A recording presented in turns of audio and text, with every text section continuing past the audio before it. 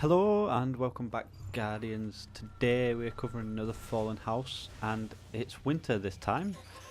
This house is one you may know a bit more about, not as famous as my next house, but still well known from the Destiny 1 experience. So who are they? Well, just like the previous video on the House of Kings, House of Winter was present for the Whirlwind event and its aftermath. After that, this house is known for being present during the collapse, an event that nearly caused human extinction before the Traveller intervened. Ironic how the Fallen arrived at this time, don't you think?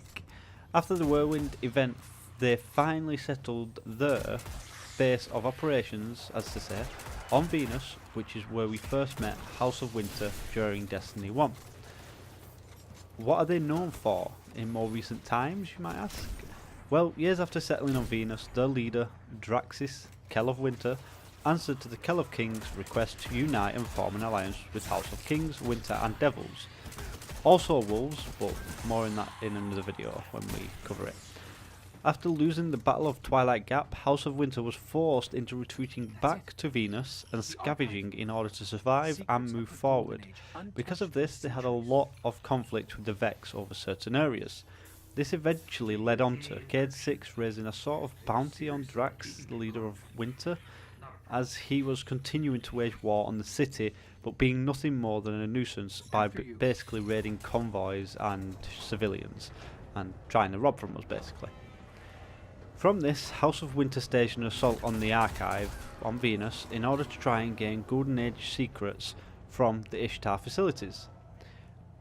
House of Winter's Baron, Greylix, while supported by Simic 3, a servitor of Winter quite highly ranked, but this so-called assault / raid was thwarted by Guardians who destroyed Greylix and Simic 3 in their tracks down into the Archive.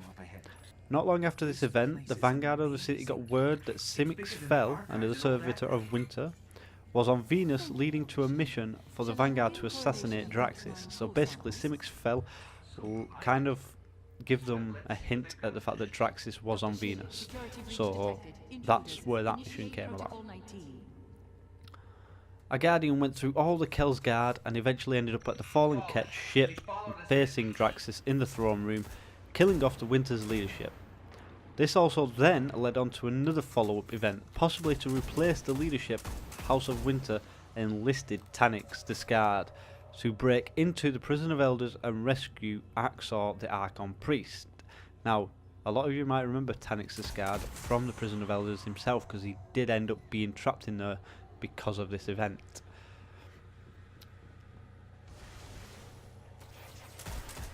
His job was to rescue the Archon Priest Axor. But again, Guardians of the City interrupted this mission and successfully prevented either of them escaping and surviving to regain control and become leader of Winter. House of Winter was also part of helping Skolas break into the Vault of Glass in order to steal the tech from the Vex, showing some form of partnership. But the House of Winter would not remain loyal to the Wolves, as when Skolas is captured above the Citadel by the Vanguard and the Guardians, and he is sent back to the Prison of Elders, they quickly were to cease helping the Wolves in breaking or attempting to rescue Skolas back out of the Prison of Elders. During the Taken War, House of Winter was clever and used the opportunity of the chaos in the reef to sneak into the Prison of Elders and retrieve an Archon Priest.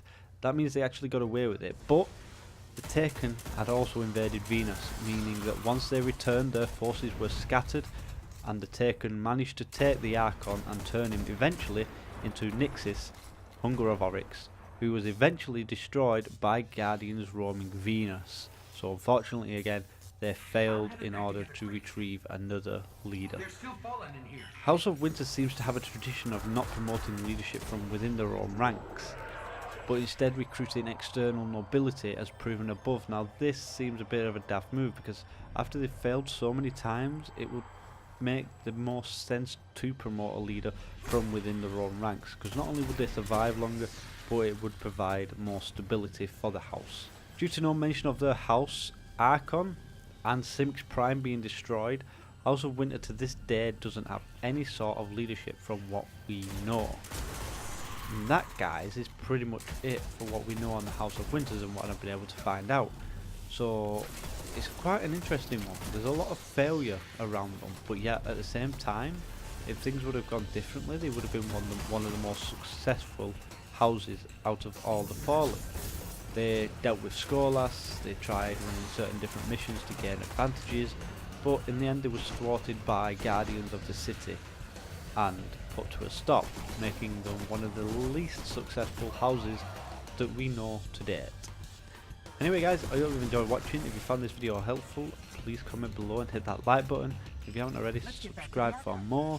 In the next video I'll be covering the House of Wolves, which is definitely going to be an interesting one since Skolas is one of the Kells for that group.